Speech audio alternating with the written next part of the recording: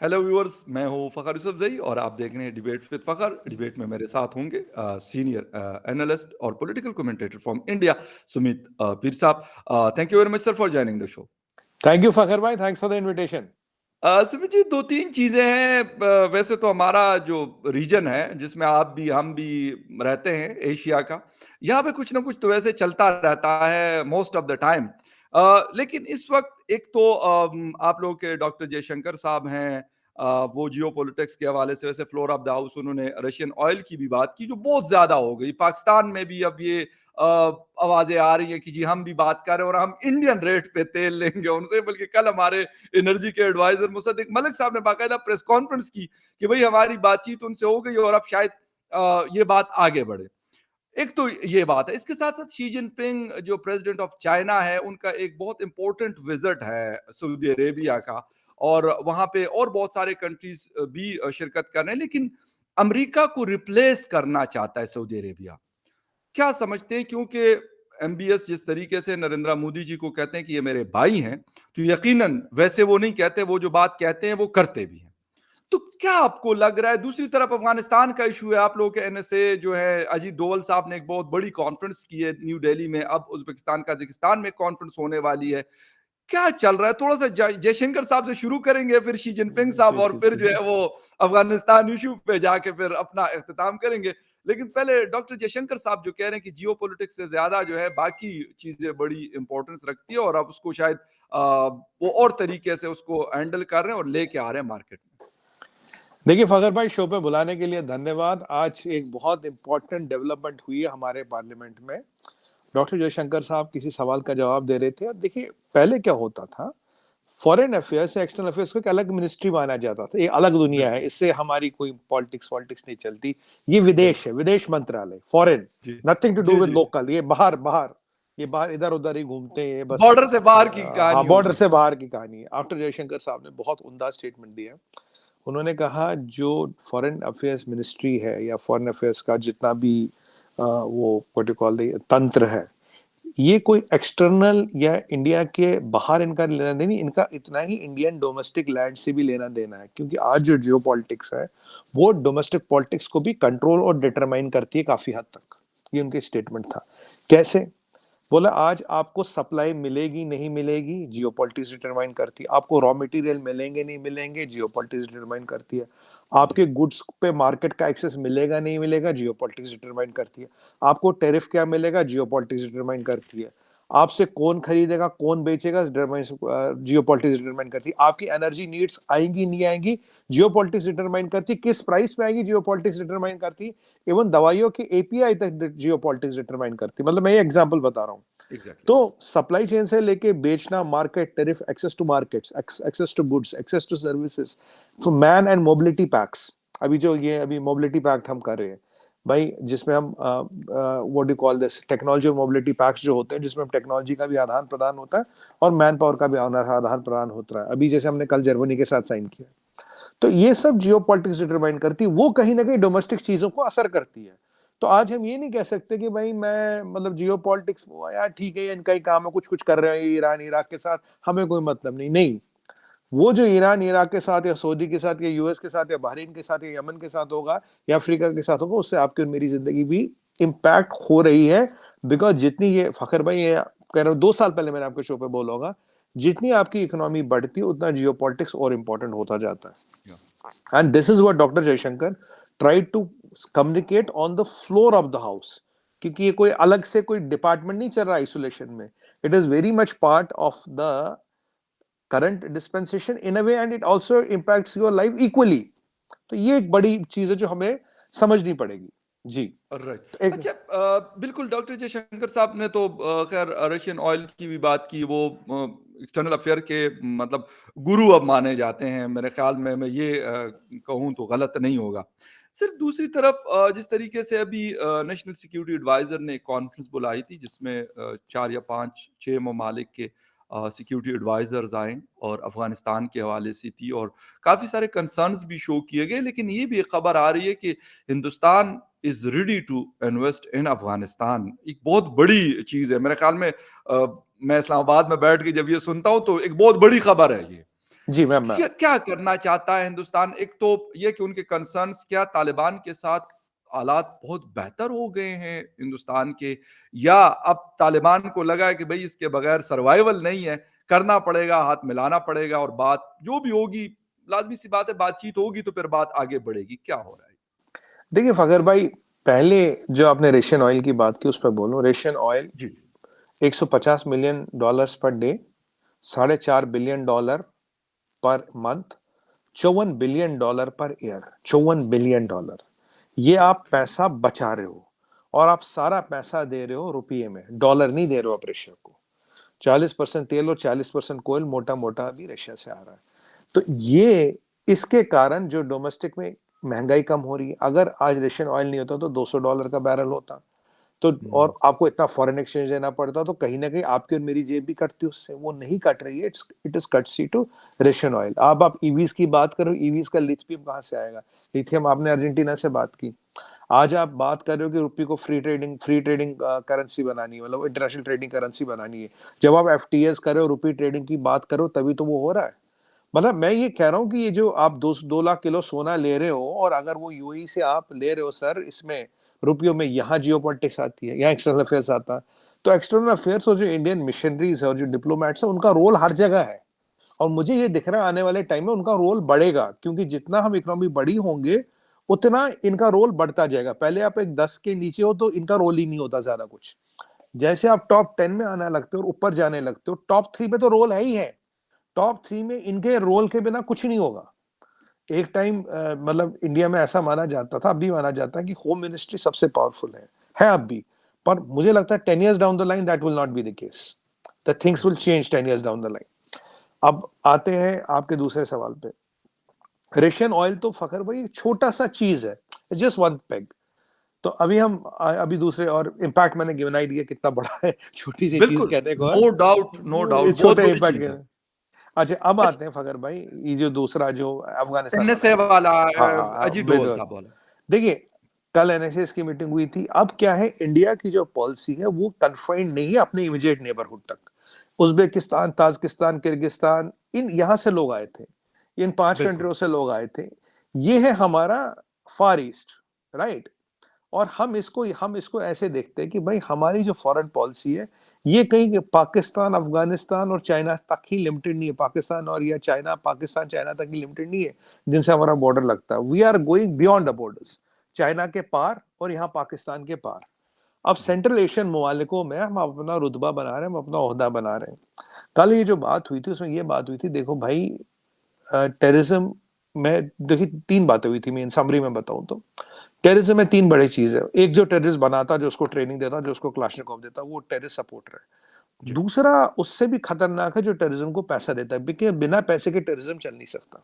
नहीं चल सकता। और उससे भी बड़ा खतरनाक है, या उससे जितना ही खतरनाक, वो आदमी है जो टेररिज्म को सपोर्ट देता है। जैसे चाइना वीटो लगा रहा है, टेक्निकल जी। होल्ड लगा रहा है। तो अभी टेररिज्म ट्रेनिंग में, चलो आप बोलोगे पाकिस्तान का नाम खराब है, पर जो पाकिस्तान को पैसे दे रहा है वो भी तो वही काम कर रहा है। जो जी। होल्ड लगा रहा है वो भी तो वही काम कर रहा है। आपको पीछे याद होगा, हमने एक अधिवेशन किया था, no money for terrorism. No या मनी फॉर टेररिज्म में 103 कंट्रियों से लोग आए फखर भाई। एंड 103 कंट्रियों में लोगों में एक सहमति बनी, एक राय बनी, जो एफएटीएफ से बड़ा ये बॉडी हो गई है और हमारी ड्रिवन और कंट्रोल्ड बॉडी है। इसमें एक राय बड़ी साफ नजर आई कि टेररिज्म को पैसा देना मतलब टेररिज्म को फलने फूलने देना। क्योंकि बिना पैसे के कोई चीज चल नहीं सकती, बिना पैसे के टेररिज्म भी नहीं चलता। आपने बिल्कुल। देखो, कश्मीर से जब से हुर्रियत की दुकान बंद हो गई, पत्थरबाजी बंद हो गई, हड़ताल बंद हो गई, रिकॉर्ड टूरिस्ट आ गए, हजारों करोड़ की इन्वेस्टमेंट भी आ गई। तो कहीं ना कहीं टेररिज्म चलता पैसे पे। जो इसको पैसा दे रहा, जो भी कंट्री इसको पैसा दे रही है, वो उतना ही रेस्पॉन्सिबल है, और जो इसको सपोर्ट करे वो उतना रेस्पॉन्सिबल है।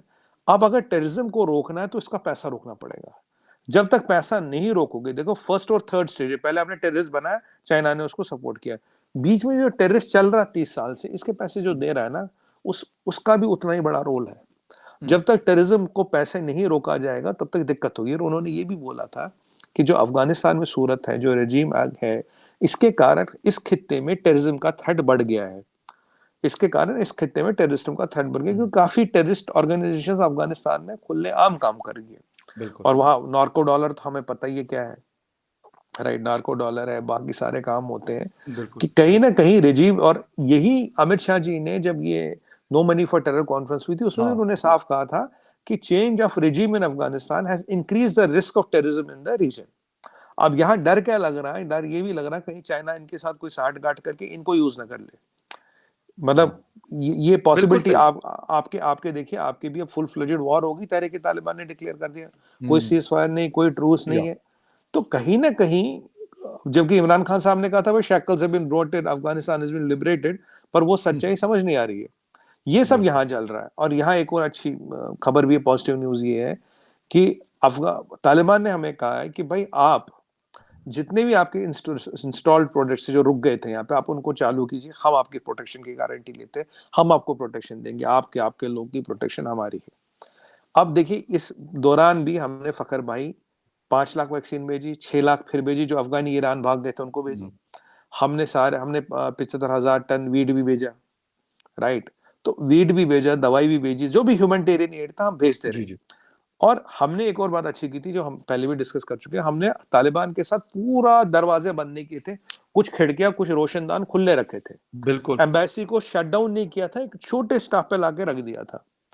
और इस सब को देखते हुए अब ये जो तालिबान ही, इनको भी समझ आ रहा है यार अगर इस दुनिया में रहना है, अलग थलग बन के तो रह नहीं सकते। अब ये हुँ, नॉर्थ कोरिया तो है नहीं, काम कहां से चलेंगे। बिल्कुल, तो बिल्कुल। वो भी कह रहे हैं इंडिया को, नहीं नहीं जी आप यहाँ काम करो, आप यहाँ करो। अच्छा, तालिबानी luckily they are not pro China, अभी तक तो हाँ, ऐसा कोई रुझान दिख नहीं रहा, they are not pro China, क्योंकि उन्हें पता जिनजियान में चाइना क्या कर रहा है, और उन्हें पता जिस दिन चाइना को यहाँ फुट होल्ड रखने दिया तो यहाँ भी ज्यादा देर लगेगी नहीं ये सब होने में, तो हुँ, चाइना से वो दूर रह रहे हैं। राइट। वो हमसे कह रहे हैं, और हमने हमने भी जो डिसाइड किया है, अभी ऑफिशियल कंफर्मेशन नहीं है, पर जो रुझान दिख रहा है कि we are also taking that offer seriously.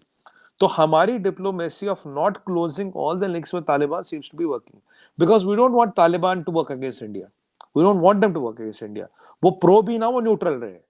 अगर वो प्रो हुँ, भी नहीं होते, वो न्यूट्रल रहे, हुँ। हमारे अगेंस्ट ना काम करे। अभी आप, आपके जनरल साहब वहां 2 बार कहवा पिया है, और कहवा ऐसा पिया कि भाई आपसे लड़ाई करने लग गए। हम कहवा वहवा नहीं पीने गए थे, हमारे साथ हुक्का न्यूट्रल बड़ा चल रहा महँगा महंगा पड़ पड़ रहा गया, मैं महान बड़ा महंगा महँगा पड़ रहा पड़ है। रहा है, बहुत ही पता महँगा पड़ रहा है। पता नहीं उस कहवे में क्या था, क्या क्या नहीं, पिलाया वो था। खुद तो चले गए, वो जनरल साहब तो खुद चले गए, लेकिन हाँ वो, बाकियों के लिए काम खोल के बैठ गए। बस तो फखर भाई ये वहां पे है। और एक एक हमारा ये भी मानना है, ये आज ये जो अधिवेशन होगा अभी उज्बेकिस्तान में, और हमारा ये जी, जी। मानना है कि तालिबान को पूरा आइसोलेट मत करो। ऐसा नहीं इनको बिल्कुल ही वो आउटकास्ट कर दो, या आउटकास्ट करोगे तो या फिर कि ये मजबूर हो अलग-थलग जाएंगे। रख दो और बिल्कुल। ये जी, जी। मजबूर हो जाएंगे, क्योंकि राइट। इन्होंने भी तालिबान ने भी थोड़ा पॉजिटिव मूवमेंट दिखाया, एक बात तो कहने की, थोड़ा पॉजिटिव मूवमेंट दिखाया। मुझे अब लगता है कि अब ये लोग भी थोड़ा, आपकी बात, थोड़ा इनका चेंज ऑफ माइंडसेट हुआ कि इन्हें लग रहा है वो पुराने तरीके नहीं हुँ, चलेंगे। अब पहले इन्होंने लड़कियों का स्कूल कॉलेज जाना बंद करवा दिया, आज मैं देख रहा था कि लड़कियों को बोला ठीक है आप एग्जाम दो। ये हुँ। इनको भी बहुत ज्यादा चीजें नहीं बदलनी, अगर ये 10-15 चीजें अपने आसपास बदले तो इनका भी काम चलता रहेगा। अच्छा, तो ऐसा लगता है आपको कि इन फ्यूचर हम देख सकते हैं कि डॉक्टर जयशंकर साहब काबुल का विज़िट करें या उनकी अम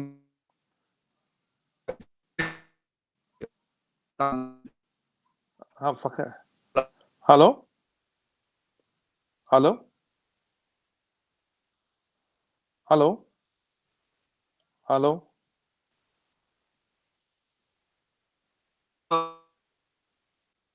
हेलो, हेलो,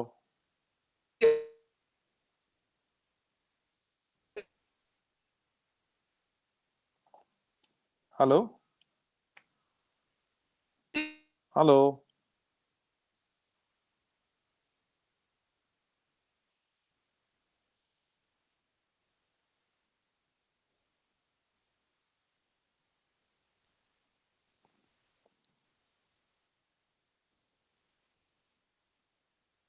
मेरे ख़्याल से इंटरनेट का हाँ कोई हाँ। इश्यू आ रहा है जिसकी वज़ह से हम देख नहीं पा रहे हैं उनको।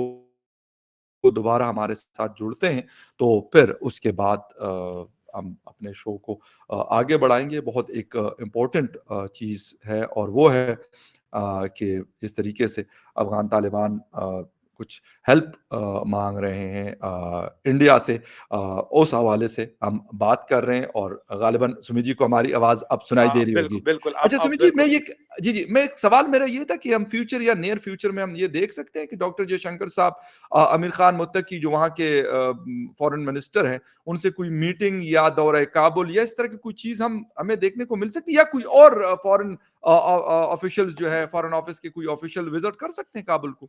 देखिए फगर भाई, तीन बातें हैं in diplomacy. There is nothing called absolute no, it's all yeah, relative. Yeah. There are no permanent friends and enemies. तो मैं ये बोलूं कि ऐसा संभव नहीं है फिलहाल। अभी जो मैं दो पहले तो कॉन्सेप्चुअल लेवल मैंने आंसर दे दिया। दूसरा आंसर ये है, अभी हमारे कुछ फॉरेन ऑफिस के ऑफिसर्स वहां गए थे पीछे भी, 2 बार बिल्कुल, जा चुके, या। 2 या शायद 3 बार जा चुके, if my memory serves me right. तो ऐसा नहीं कि हमारा एम्बार्गो है, वहां जा नहीं रहे, जा रहे, बिल्कुल, वहां बिल्कुल। काम भी कर रहे हैं, सब कुछ हो रहा है। और हम तो तालिबानियों को ये कह रहे हैं कि आप अपने कुछ तरीके बदलो, आपकी दुनिया में एक्सेप्टेंस बहुत ज्यादा हो जाएगी। उन्होंने हाँ, खुद हाँ, अपने आप को हाँ। आउटकास्ट कर रखा है। अगर वो अपने आप ये कुछ ताउल तरीके बदले, 10-15 चीजें बदले, वो आ जाएंगे। और तीसरी बात फकर भाई, हाँ, अगर राइट टाइम आएगा, हो सकता है कि अफगानिस्तान में नहीं, दिल्ली में नहीं, कभी कहीं कहीं ना कोई कुछ मुलाकात हो जाए, क्योंकि हम पॉसिबिलिटीज को कभी दरकिनार नहीं कर सकते। और ये हमारी फॉरेन पॉलिसी थी फकर भाई। हमने बिल्कुल शुरू से, जबकि पाकिस्तान और चाइना ये चाहता था हमारे रिलेशन खत्म हो जाए अफगानिस्तान से, पर हम अफगानिस्तान में स्टेक होल्डर्स है, क्योंकि अब पाकिस्तान के इंटरेस्ट में, चाइना के इंटरेस्ट में हमें बाहर निकालना है। पर हम स्टेक हुँ। होल्डर्स है, हमने वहां पैसा लगाया, लोगों की हेल्प की है, सब कुछ किया। हमने अपना जो एक्सपोजर है रिड्यूस किया था, बट हमने कभी वहां से हम निकले नहीं थे। We are always in the game, and that being in the game is helping us now. अभी देखिए पाकिस्तान के साथ लड़ाई चल रही फुल फ्लेजेड, और हमारे साथ कह रहे हैं आप आके प्रोजेक्ट लगाइए, हम आपकी मदद करेंगे, and will hmm. Ensure your safety and अच्छा, सिक्योरिटी। ये पाकिस्तान में एक और बात भी हो रही है, वो कह रहे हैं कि बल्कि कल मैंने अपने एक सोलो वीडियो में ये परसों मैंने बात की थी कि यार आप लोग तो ये हमें कह रहे थे कि जी वहाँ पे पहले इंडिया था तो इसलिए वो पाकिस्तान की तरफ उन लोगों को उनका डायरेक्शन करता था टीटीपी वगैरह की, फिर 1 साल से इंडिया वहाँ पे नहीं था। ठीक है? वहाँ पे करेक्ट। इंडिया नहीं था, फिर भी ये सारी चीज़ें हमने देखी। 350 से ज़्यादा लोग इस साल जनवरी से लेके और अभी दिसंबर तक जिसके जो अपनी जानों से हाथ धो बैठे हैं, ठीक है? और गालिबन 200 या 250 हमले हो चुके हैं अभी तक, या अभी साल खत्म नहीं हुआ, 31 दिसंबर अभी दूर है। तो ये बातें भी तो होती है, तो इसको न्यू दिल्ली में किस तरीके से लिया जाता है? लाज़मी सी बात है, आप लोगों का फॉरेन ऑफिस भी है, आपकी जिसे कहते हैं कि रॉ बहुत बड़ी एजेंसी भी है, हमारी आईएसआई भी काम करती है और इस तरह की जगहों पे तो मेरे ख्याल में दुनिया की जितनी भी एजेंसीज़ होती हैं, उनके लोग मौजूद होते हैं। देखिए फखर भाई, एजेंसियों का काम है उनका काम करना, और वो काम तो बिल्कुल, करते ही है। बिल्कुल। उनको उनको वो हम डिनाई नहीं कर सकते। या मतलब सीधी सी बात है। दूसरी बात ये है फखर भाई कि ये जो अफगानिस्तान में हो रहा है, ये फॉरेन पॉलिसी का फेलियर है, क्योंकि फॉरेन पॉलिसी आपकी जो रोज बदलती है, रिलीजियस बेस्ड फॉरेन पॉलिसी है। अगर उस दिन नियाजी साहब वो नहीं बोलते, थोड़ा कॉशियसली चलते हैं, आपके जनरल साहब वहाँ कहवा पीने नहीं जाते, फिर उसके बाद जवेरी वाला इंसिडेंट हुआ। जवेरी वाले इंसिडेंट से तालिबान तो परेशान है। देखिए आपको पता है, उन्हें पता जवेरी की खबर किसने बेची। मैं आपको एक और बात बताऊं, जी। जवेरी की एक बीवी को आपने बंद कर रखा था पाकिस्तान में, फिर आपने जेल से छोड़ा। अब जेल से जैसे आपने छोड़ा, क्या हुआ, वो बहन जी बाहर गई, उन्होंने बाहर से ऑटो लिया, फिर गई बस स्टैंड, वहां से एक बस ली, फिर गई रेलवे स्टेशन, रेलवे स्टेशन से एक ट्रेन ली, ट्रेन से बॉर्डर पे उतरी, फिर अपना पासपोर्ट दिखाया, पार गई, फिर एक और बस ली, फिर एक और रिक्शा ली और घर पहुंच गई। और आईएसआई को कुछ नहीं पता। उनको हुँ। पकड़ने वाला आईएसआई, उनको रखने वाला आईएसआई, और उनको छोड़ने वाला आईएसआई। और आईएसआई ये कहता मुझे नहीं पता, बट आईएसआई को ये जरूर पता था जवेरी किस घर में रहता था। और मिसाइल ऐसे गई कि केवल जवेरी को हिट कर गई, उसकी फैमिली को हिट नहीं कर गई। तो ये तालिबानियों को अगर आप कितना ही बेवकूफ मानो, कितना ही अनपढ़ जाहिल मानो, यार इतने भी तो नहीं है ना। इतना तो नहीं, उन्हें भी समझ अनपढ़ तो आता है नहीं है। आप अगर कि कभी वही तो कह रहा हूँ, वही तो कह रहा हूँ ना। सुमित जी, बल्खी से मेरी मुलाकात हुई है, 1 दफ़ा नहीं 4 दफ़ा मेरी बल्खी से मुलाकात हुई है, काबुल में भी और इस्लामाबाद में भी 2 दफ़ा। वो जिस एक्सेंट के साथ अंग्रेज़ी बोलते हैं, आप यकीन आपको नहीं आएगा, और जिस तरह की पगड़ी बाँधी हुई है, बड़ी-बड़ी दाढ़ी है, यंग लड़का है, तो आप परेशान हो जाएँगे। और मैंने फिर उससे पूछा, आमिर खान मुत्तकी साहब का इंटरव्यू करने गया था मैं, तो मैंने उनसे पूछा, तो मुझे कहता है फ़खर भाई ये क्वेश्चन मुझसे ना करो। मैं कहा यार एजुकेशन कहाँ की आपकी? कहते है मतलब don't ask me these questions, believe me, simply उसने मुझे कहा। जो स्पोक्स पर्सन भी है और इंटरप्रेटर भी है आमिर खान मुत्तकी साहब के साथ हर जगह आपको नज़र आते हैं। तो ऐसा नहीं है वो पढ़े लिखे लोग हैं, अगर वही तो मैं हमारे कह रहा हूँ। लोगों ने वो उनको समझा कि यार इन्होंने शायद पगड़ियाँ बांधी हुई है, तो ऐसा नहीं है। मैं तो ज़ाती तौर पे आपको बताता हूँ, ऐसा नहीं है जो हम यहाँ इस्लामाबाद में बैठ के जो सोचते हैं ना, ऐसा नहीं है। मैं यही तो कह रहा हूँ अलग है। फखर भाई, यही तो जी, जी। गड़बड़ हुई है ना। बिल्कुल, बिल्कुल। इन्होंने तो उनको बिल्कुल वो कंडम मान लिया, इन्हें तो दिमाग ही नहीं है। हम इनके साथ बिल्कुल सही। कहवा पिएंगे, ज़वेरी की इंफॉर्मेशन भेजेंगे, देखिए मिसकैलकुलेट उन्हें किया है ना। मिसकैलकुलेट किया, उन्हें लगा हमारे साथ धोखा हुआ है। और हमारी पॉलिसी देखिए क्या है, रिलीजन बेस्ड फॉरेन पॉलिसी तो है नहीं, और हुँ, हमारी पॉलिसी कांस्टेंट वही रही है। जी। तालिबानी के आने के पहले भी, आने के बाद भी। हमने क्या बोला था, आपने मुझसे तब पूछा था कि तालिबानियों के आने के बाद आपकी फॉरेन पॉलिसी में चेंज होगा। मैंने कहा we are committed to people of Afghanistan, we will I do everything in our मुझे कमांड याद टू है। Help people of Afghanistan. मैंने कहा बिल्कुल अगर मुझे याद है। आपने आपका एक और चैनल है, उन्होंने मुझे पूछा था क्यों आपके पास जहाज नहीं है माल भेजने के लिए। मैंने कहा भाई साहब वहां एयरपोर्ट खुला है, वहां कुछ चल रहा है, -15-20 टेम्परेचर है, जहाज में हुँ, कितना माल लाद के भेजेंगे, पर जरूरत पड़ी तो बिल्कुल, जहाज में भी भेजेंगे। और फखर भाई हमने जहाज से भी बहुत चीजें वहां भेजी, अपने राइट। ट्रांसपोर्टर भेजे, सामान पहुंचे। मैंने कहा तुम लोग यार बॉर्डर क्यों नहीं खोलते, हम ट्रेन में माल भेजना चाहते हैं कि अब वहां भुखमरी हो रही है, आप चाहते हो वहां भुखमरी ज्यादा हो पर हमारी नाक ऊंच रही है, बॉर्डर नहीं खोलेंगे, ये क्या बात है। हुँ, और राइट। वो जो पॉलिसी थी ना फगर भाई, committed to people of Afghanistan, that has given the dividends. अब तालिबानियों को भी ये रियलाइज हो रहा, लोगों को भी रियलाइज हो रहा, नहीं यार ये जो कहते थे ये करते भी वैसा ही है। ये नहीं कहते कुछ करते कुछ। आपके केस में क्या हुआ, पाकिस्तान फाइन, के केस में फाइन। कहा कुछ करा कुछ। राइट, दिक्कत ये है। राइट। बिल्कुल, सुमित जी इसके ऊपर एक अलग से भी बिल्कुल शो करेंगे स्पेसिफिक अफ़गानिस्तान और Indian interest in Kabul and Taliban जो चाहते हैं या वो होप लगाए बैठे हैं फ्रॉम न्यू दिल्ली। तो इसके ऊपर भी लेकिन क्योंकि शी जिनपिंग का दौरा भी है और उस हवाले से थोड़ा-सा आपका टेक जी चाहूँगा कि जी जी। क्या नज़र आ रहा है आपको अभी मैं एक रिसर्च पढ़ रहा था तो उसमें कह रहे हैं कि 350 अरब डॉलर का बिज़नेस हुआ है पिछले 2 या 3 सालों में चाइना और अरब कंट्रीज़ के बीच में। जी और कहते हैं कि ये 37% यानी इंक्रीज आया है इसमें, तो आपको आगे क्या लगता है? देखिए फखर भाई, अभी स्थिति जो है बहुत गड़बड़ है और बहुत डरावनी है। मैं आपको बताऊंगा क्यों। रीजन ऑफ जी, कंसर्न। रीजन ऑफ कंसर्न क्या है कि दो चीजें आपको बताऊंगा इंपॉर्टेंट है। आज एक बड़ी एक इंपॉर्टेंट चीज मुझे किसी सोर्स से पता लगी, वो भी बताऊंगा आपको। वो आएगी बहुत जल्दी, उससे थोड़ा दुनिया में 2-4 दिन में भूचाल आएगा। पर आज मैं आपको उसके बारे में बता देता हूँ। जी, देखिए हमने बात की थी नोपेक की, अमेरिका या लाना चाहता नोपेक, ठीक है। जी, एमबीएस साहब को धमकाया था प्रोडक्शन बढ़ा, उन्होंने बढ़ाई नहीं, 2 मिलियन बैरल कम कर दिए। जी, ओपेक प्लस में रशिया है, अमेरिका को ये खल नहीं रहा, अमेरिका को इतना खल गया, उन्होंने नोपेक लाया। नोपेक लाया तो आप एमबीएस पे केस कर सकते हो अमेरिका में। एमबीएस कैन नॉट या कम टू अमेरिका, एमबीएस के एसेट्स आप अटैच कर सकते हो। आपने रशिया को स्विफ्ट से निकाल के दुनिया को हिला दिया है। जब से रशिया स्विफ्ट से निकला, लोग लोकल करेंसीज की बात करने लगे। इनफैक्ट हमारा ट्रेड तो काफी बढ़ गया लोकल करेंसीज में। हमारा या रुपया जो पहले 7-8 कंट्रियों में था, लगभग लगभग 34 कंट्रियों में पहुंच गया। तो हमारे लिए तो कोई दिक्कत है नहीं। और चाइना को डर क्या लग रहा है, मैंने आपको एक बार आपके प्रोग्राम पे बोला था, मैंने कहा चाइना का बिगेस्ट नाइटमेयर क्या, अगर चाइना स्विफ्ट से बाहर निकल गया, चाइना 3 महीने में खत्म हो जाएगा। चाइना 3 महीने भी नहीं हुँ, चलेगा। या यहाँ कॉन्सेप्ट है पेट्रो डॉलर का। पेट्रो डॉलर क्या है, पेट्रो डॉलर है कि भाई सऊदी अरब तुम्हें हमेशा तेल ना डॉलर में बेचना है। अगर तुम मेरे खिलाफ नोपेक ला रहे हो, अगर तुम मेरे एसेट्स अटैच कर सकते हो, मुझे अमेरिका में तुम भगोड़ा गार्ड घोषित कर सकते हो, नहीं एमबीएस पे फर्क पड़ेगा बट फाइनेंशियल फर्क पड़ेगा। तो भैया मैं तेल डॉलर में क्यों बेचूं, मैं तेल डॉलर में क्यों या बेचूं। यहाँ हमने बहरीन से रुपए ट्रेडिंग की बात चल रही है, हमारी यूएई से तो ऑलमोस्ट हो ही गई है डन, अभी अनाउंसमेंट बाकी है। जी, यहाँ आपने देखा होगा जीसीसी कंट्रीज हमारे पास अचानक आ गए, फ्री ट्रेड एग्रीमेंट रिन्यू कर लो। पर एक या महीना पहले, एक महीना पहले या 20 दिन पहले। अब जीसीसी कंट्रीज में सबसे बड़ी कंट्री कौन है, सऊदी अरब सऊदी है। अरेबिया, या सऊदी और हमारा अरब वर्ल्ड के साथ बिजनेस कितना है, 154 बिलियन डॉलर, पोटेंशियल ज़बरदस्त, 500 बिलियन डॉलर, पोटेंशियल बिल्कुल। 500 बिलियन डॉलर। 500 बिलियन और और हमारा यूएई तो हमारा थर्ड बिगेस्ट ट्रेडिंग पार्टनर है, विद 5 से 10 साल में will doing $100 billion with them. और यूएई रुपये के लिए तैयार हो गया। यहाँ पे बहरीन भी बात कर रहा है, मान जाएगा। अब सऊदी अरब अगर डायरेक्ट आता तो अमेरिका को अफेंड करता। उन्होंने क्या किया, उन्होंने लाया जीसीसी का रास्ते के थ्रू आए। यहाँ से फतेह अल सीसी साहब को 26 जनवरी में हम गेस्ट ऑफ ऑनर बना रहे हैं।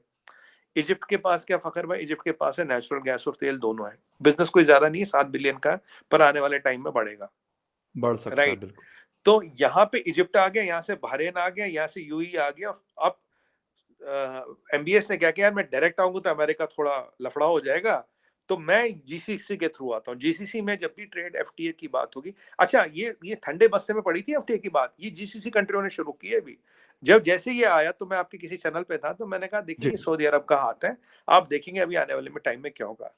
अब चाइना को लग गई है आग। चाइना को आग इसलिए लग रही कि कहीं ऐसा ना हो कि इंडिया रुपी में सारी हिसाब किताब हो जाए, मैं तो मर गया, डॉलर इन्हें चाहिए वो नहीं। 350 अरब डॉलर तो उनके भी गए ना फिर तो। हाँ, डॉलर उनको देखो, उन्हें डॉलर चाहिए नहीं, किनो फिर बिल्कुल। सऊदियों को डॉलर चाहिए नहीं, मेरा युआन वो लेंगे नहीं, मेरा हाँ। युआन वो लेंगे नहीं, युआन उनके किसी काम का नहीं है। हम्म। अब क्योंकि वो उन्हें हमारे यहाँ से क्या हुआ, एक तो one of the biggest exporter to whole of middle east is food, यहाँ से फूड जाता है। फूड तो या चाइना के उस अपने लिए पूरा नहीं है, चाइना फूड बिल्कुल। सरप्लस है नहीं। तो या और जी जिनपिंग को लग गई है आग, वो भाग रहा, मैं क्या करूं। यहाँ एक और चीज देखिए अब डेवलपमेंट क्या हुई है। एमबीएस बहुत स्मार्टली पत्ते खेल रहे हैं, कह रहे हैं यहाँ से मैं रुपी ट्रेड करके अपना हिसाब किताब सेट कर दूंगा, यहाँ से अमेरिका को उनकी औकात दिखा दूंगा, यहाँ से चाइना भागेगा। और एमबीएस ने प्लान सेट किया, में चाइना भागा, शी जिनपिंग वहां जा रहा है। अभी हाँ चाइना की दिक्कत क्या है, चाइना की दिक्कत है युआन केवल 2 कंट्रियों में ट्रेड होता है, वो भी कहते हैं सीक्रेट है, हम नहीं बताएंगे। तीसरी बात, हमने ई रुपी भी लॉन्च किया, ई रुपी का पायलट हो रहा है, जिससे चाइना पे और प्रेशर पड़ रहा है कि यार अगर ई रुपी चल गया तो हम क्या करेंगे। अब ऐसी परिस्थिति में फकर भाई, एक बात आपको याद होगा, चाइना ने 2 साल पहले अनाउंस किया था, मैंने $500 बिलियन की डील की ईरान के साथ। मैं आज हाँ पूछ रहा हूँ ईरान की डील के साथ क्या याद है, हुआ। बहुत अच्छे याद है याद है, आपको? रेलवे नेटवर्क और ये सारा, बिल्कुल हाँ, सर, 500 बिल्कुल अच्छे बिलियन से याद है। तेल की डील। यस। ये ऐसे बदमाश लोग हैं, ईरान से तेल जी जी खरीदा नहीं, तेल खरीदने कहाँ जी। पहुंच रहे थे, ये रशिया के पास। रशिया ने इनको तेल दिया नहीं हमारी कीमतों पे, और वहां बेल्ट इनकी एंड रोड इनिशिएटिव का कहते हैं कि इनको हम पूरे ये नेटवर्क हम बिछाएंगे, ये सारा कुछ हुआ था ना नहीं शायद हो। 2 हाँ साल या ठीक 1.5 है, साल पहले। आप कैच क्या, अगर आप सऊदियों के पास जाते हो तो ईरान आपसे खफा है, तो मतलब आपने ईरान को धोखा दे दिया। हम्म। तो रशिया से आप मुंह मारने गए थे, वहां भी बात नहीं हुई। तो अभी जो एमबीएस और ये जो मोदी जी एक इनिशिएटिव ले रहे हैं, तो चाइना उसमें खींचा जा रहा है। अगर आप देखेंगे, China is responding, China is not planning.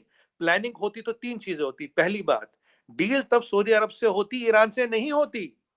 और ये जो शी जिनपिंग है, ये एमबीएस को बुलाता, ये किसी के यहाँ जाता नहीं, एमबीएस को बुलाता, तुम मेरे घर आ। बिल्कुल। नहीं आया एमबीएस, ठीक है, एमबीएस नहीं गया। तो ये 3 दिन के एमबीएस जो दौरे पे, बाइडन के पास नहीं गया तो शी वो तो जिनपिंग के पास कैसे जाता है, एक बात है करेक्ट, वैसे। करेक्ट, मैं नहीं गया ना। और 3 दिन के दौरे पे अगर आपके चाइनीज प्रेसिडेंट आ रहा, तो समझो उसकी हालत बहुत पतली है।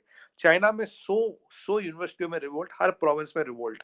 $210 बिलियन है, $210 बिलियन है इंटरनल रेबिलियन को दबाने का खर्चा, एक्सटर्नल डिफेंस बजट से ज्यादा, हमने बात की थी। या ऐसे में बिल्कुल जो आपने चाइना, बिल्कुल बताया। और सऊदी अरब में फ्लैगशिप प्रोडक्ट क्या है, नियोम स्टी है, 500 बिलियन का प्रोजेक्ट। हाँ बिल्कुल। चाइना के पास पैसे तो है नहीं ये भी लगाने को, चाइना के पास पैसा नहीं है लगाने को। चाइना भाई साहब मजबूरी में वहां जा रहा है, ऐसा ना हो कि कल अच्छा, को मेरे पास तेल आना की हिसाब किताब बंद हो जाए। एक चाइना एक की हवा लास्ट टाइट है। क्वेश्चन इसी हवाले से। अच्छा, अभी चाइना, क्योंकि ये स्पेस जो अमेरिका की वजह से खाली हो रही है या हो गई है किसी हद तक, तो लाजमी सी बात है, मुझे तो ज्यादा ये लग रहा है कि इंडिया ने ज्यादा स्मार्टली खेला है और अपनी जो मतलब पोजीशन है वहां पे ज्यादा स्ट्रांग रखी है अरब कंट्रीज में। करेक्ट। अगर हम चाइना को देखते, ठीक है चाइना शी जिनपिंग विजिट कर रहे हैं, कर सकते हैं, ऐसा नहीं है, बट द थिंग इज जो सिचुएशन है उसमें तो लगता है ये कि मोहम्मद बिन सलमान हो या अल मखतूम का खानदान हो या फिर कुवैत के जो सरबराहान है या कतर के, वो ज्यादा करीब नजर आते हैं नरेंद्र मोदी जी के या फिर हिंदुस्तान के। बिल्कुल फगर भाई, देखिए अभी जो मैंने आपको ये सारी सिचुएशन को समझा रहा था, मतलब और भी जी कुछ सर्कल्स है पर वो कॉम्प्लिकेटेड होगा, मैं जी जी मेन जी। मेन सर्कल्स आपको समझाए।